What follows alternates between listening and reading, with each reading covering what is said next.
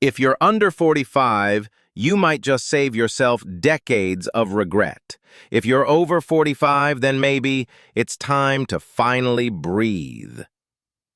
It took me over 45 years, nearly half a lifetime, to realize a few things that, had I known earlier, might have changed everything. Not to move faster, but to live more peacefully.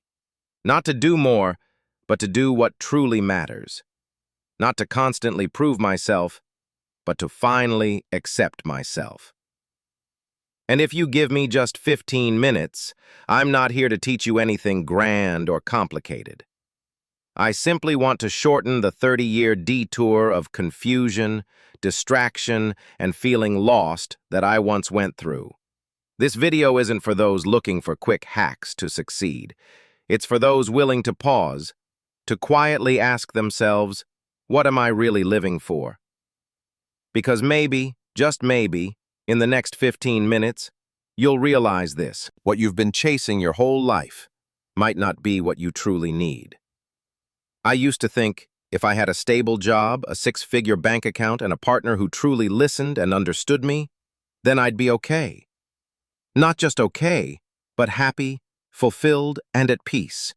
I believed that if I worked harder, earned more money, proved my worth, the restlessness inside me would finally disappear. But here's the strange part. I did achieve a few things. Not everything, but enough that people around me looked and thought, he's doing well. And yet, the more I had, the more I felt something was missing. Then one day, I finally truly sat down and asked myself a simple question. What am I really looking for? It took me over 45 years to understand this. We're not actually chasing what we think we're chasing. You think you want money, but what you really want is safety, freedom, peace. You think you want love, but what you truly crave is connection, acceptance, the freedom to be fully yourself without pretending. You think you want success, but what your soul longs for is to feel worthy without having to prove it every single day. I know that might sound a bit abstract, but think back for a moment. How many times have you reached a goal you thought would change your life, and then the joy only lasted a few hours, a few days? Then what? You set another goal, bigger, further, as if happiness is a fish swimming just ahead of your hands, and you keep reaching but never catching it. We live in a world that teaches us we must have more to feel enough. But here's the truth. We're not lacking. We've just forgotten that we're already whole. I used to say, once I make enough money, I'll finally feel at peace. But my chest still felt tight at night. I used to think, if someone truly loved me, I'd feel complete. But I still doubted myself, still compared myself to others. I used to believe, if I become successful, I'll feel worthy. But I was still living for others' approval, and still terrified of being judged. And that's when it hit me. I didn't need more. I needed to come home to myself, to the truth that was already inside, to the quiet fullness that doesn't need medals or applause to be real. I'm not telling you to let go of your ambitions. No, desire is a beautiful thing. But if your entire sense of worth depends on a goal you haven't reached yet, you'll never feel like you have enough. What you're searching for isn't waiting at the finish line. It's hidden in how you live, how you think, and how you treat yourself. Right now. Maybe you don't believe that yet. I didn't either. Not until I'd gone through enough burnout, enough chasing, enough achievement. Only to still feel empty. If you're pursuing something right now, pause. Just for a moment, ask yourself, what do I really want? The answer may not be in your bank account, not in your lover's eyes, not in a title or an achievement. It might simply be in whether you're truly living in alignment with who you are, or not. The older I get, the more I realize this. No achievement is worth it if it costs you your inner peace. When I was younger, I believed that stress is the price of success. Late nights were normal. Working until exhaustion felt like a badge of honor. I used to think, if I didn't hustle, didn't push harder, didn't keep up, I'd fall behind. And eventually, I reached a few of those so-called milestones. I had a title, I had a good income, I received praise from others, but at the same time I started losing sleep. I felt anxious for no clear reason. I lived with a constant sense of being late for something, even when I wasn't. One morning I woke up. Nothing bad had happened, but my heart was racing. My hands were trembling slightly, and my mind was blank. It wasn't because I had done something wrong. It was because I had spent so long living in tension that it became my new normal. And that's when it hit me. Success doesn't mean anything if your mind can't rest. You might be thinking, only the weak talk about peace. But actually, keeping your peace in a noisy world requires a very rare kind of strength. It's not about how much you can juggle. It's about how clearly you can choose what's truly worth your energy. I used to believe that more is better. More deals, more contacts, more money. But gradually I started seeing things differently. The more tasks I had, the less present I was with my family. The more responsibilities I carried, the more I lost touch with myself. The more people I surrounded myself with, the less I felt like myself. More doesn't always mean better. Sometimes, less means deeper. I learned this from an 82-year-old man who used to be one of my patients. He had been a successful businessman, owned a beachfront home, drove luxury cars, had a well-known family. But when I asked him, if you could go back to age 40, what would you do differently? He looked at me, smiled gently, and said, I wouldn't let myself spend 30 years learning that sleeping peacefully every night is more valuable than closing one more deal. I'm not against success. I just want to say this. Don't trade your peace for something that makes you lose yourself. If you have to sacrifice your health, your sleep, live in chronic stress, or carry constant anxiety just to be seen as successful, are you truly living, or are you just performing? Because eventually, you'll realize true value isn't in how much money you earn, but how many minutes of peace you feel each day. It's not about how many things you own, but how few of those things still own you. It's not about how far you've come, but whether you feel settled within yourself. And here's one thing I know for sure. A rested mind, a light heart, and a good night's sleep. They may sound simple, but there was a time when those were luxuries I couldn't afford. If you're still young, know this. Peace isn't the prize you get at the end of the race. It should be your companion from the beginning. And if you've already been through enough pain and struggle, maybe it's time to give yourself permission to breathe a little easier. Because sometimes, slowing down is the fastest way to come back to yourself. It took me almost half a lifetime to realize one truth, a truth that completely freed me and honestly made me laugh at how simple it was. People don't think about you nearly as much as you think they do. Seriously, it sounds a little sad, but in reality, it's one of the most liberating things I've ever come to understand. I used to live like I was on a stage. Every action, every word, every decision, I overanalyzed all of it. What will people think if I do this? Will I be judged? Is someone watching, laughing behind my back? I acted as if every step I took was being recorded, and I feared that the audience wouldn't approve. But then I realized, everyone is too busy dealing with their own fears. They don't have time to remember your tiny mistakes, because they too are afraid. Afraid of being judged, afraid of being left behind, afraid of being forgotten, just like you. Every person is the main character in their own movie. And you're just a background character passing through a few scenes. To put it bluntly, they don't care about you as much as you think. That's why you shouldn't live to impress others. Don't wear clothes just to be complimented. Don't post things online just to get approval. Don't make life choices just because you're afraid of being talked about. Because no matter what you do, there will always be someone who dislikes you. There will always be someone who doesn't understand you. And most people, they aren't thinking about you at all. I remember a time I failed at a major project. Back then, I thought, everyone must be watching and judging me right now. But guess what happened? No one asked. No one cared.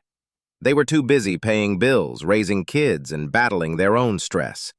And that's when I realized I had spent years living for an imaginary audience.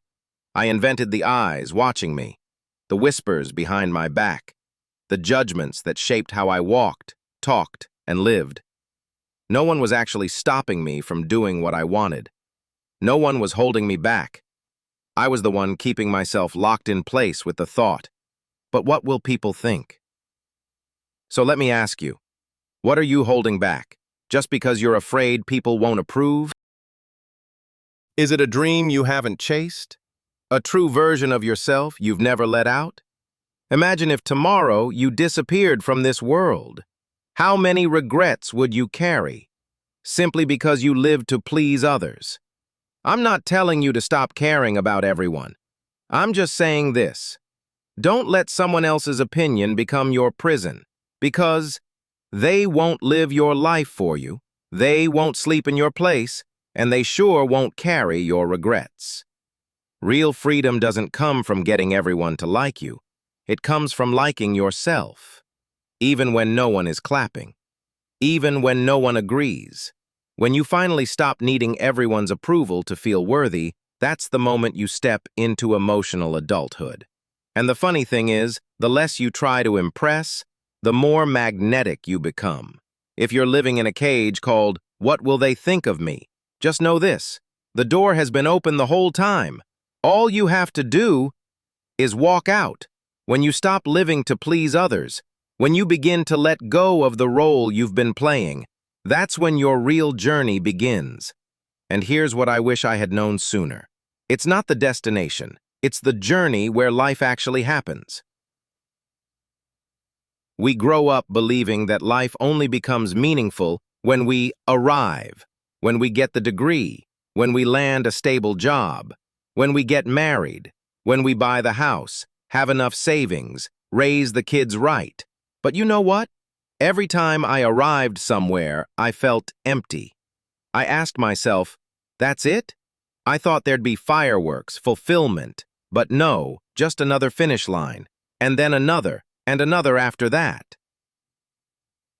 I used to think, happiness is the destination, but in truth it's how you walk. There were mornings I sat alone with a cup of coffee, sunlight streaming through the window, no messages, no applause, no milestones, yet somehow I felt a deep peace inside. That's when I started to understand. The journey is the destination, not the day you have it all, but the day you begin to notice and cherish the small things. You'll have days of climbing, of walking through thick forests of doubt, loneliness, and fear, and you'll wonder, when will I get there?